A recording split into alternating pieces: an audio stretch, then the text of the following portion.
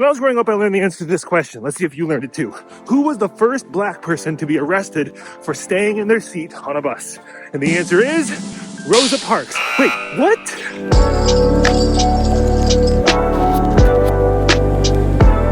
Oh, that's right. It was Claudette Colvin. She was a 15-year-old pregnant, unmarried girl who didn't want to give up her seat when she was asked to leave on a bus in Alabama. Only why was I never told this part of history when I was growing up as a kid in white Midwest towns, learning Black History Month? We would learn Martin Luther King. We would learn Rosa Parks. That might be about all I can remember. There was probably more. I had great teachers. But there are at least two reasons why Claudette Colvin's story isn't told as often as Rosa Parks. And there's no good reason why it took me until I was 30 years old to learn it. The first reason is like we talked about last week. So much of human history has been told through the filter of white privilege, white supremacy. So any stories of Black individuals, anyone who's not white for that matter, anyone who makes it into the history books, it's just a skim the top, see what rises to the surface retelling of history. And even that is often missing a lot of the context of what was going on for all the different points of view that actually make up history.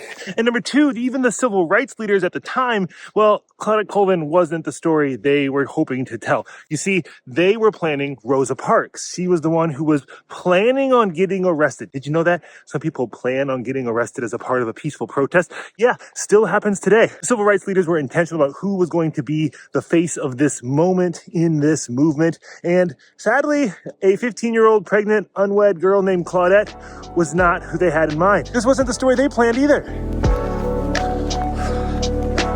A couple things about Claudette Colvin. Number one, when she was asked about this whole moment when she was arrested for keeping her seat on the bus, she said that she felt as if Harriet Tubman and Sojourner Truth had their hands on her shoulders, keeping her in her seat. Oh, it's because this 15-year-old knew some Black history that she was inspired to be this incredible moment in Black history.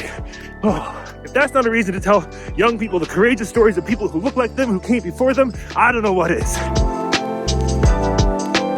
And the second thing about Claudette Colvin, she just died. January 13th, 2026. We think of these stories as if they were some ancient history, but they're just barely over our shoulder in the past. 1955 is when she was arrested. 2026 is when this incredible individual from human history died. This means that all the time you were growing up being taught that Rosa Parks was the first one to be arrested for staying in her seat on a bus, Claudette Colvin was still alive, just kind of smiling, thinking, all right, you tell your history. I know the real one. And some of you watching this are thinking, yeah, I already knew all this. I learned this a long time ago. Good for you. But others might be thinking, what? No one ever told me this story before. Can I trust anything? That second one? Yeah, that was me. I first learned about Claudette Colvin by reading a plaque at Haley Farm in Clinton, Tennessee. I was there for a Children's Defense Fund gathering, which, by the way, is incredible. If you do anything with children or youth in any religious spaces, you should go to Haley Farm for their gatherings. They will blow your mind, especially if you're a white person like me. But all around this gathering space, they had plaques and photos of the history of Black people in America. And one of them I discovered was Claudette Colvin. So yeah, sometimes even a 30-year-old needs to learn their history again because there's so much always to learn. And for me, the past decade now of my life has been digging and learning and unlearning and checking the prescription that I was given to even look at the world and the history that we're told.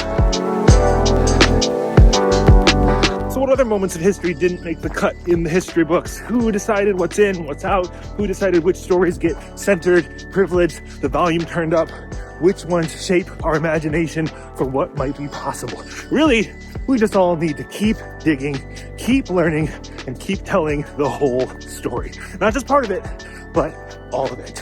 Happy Black History Month.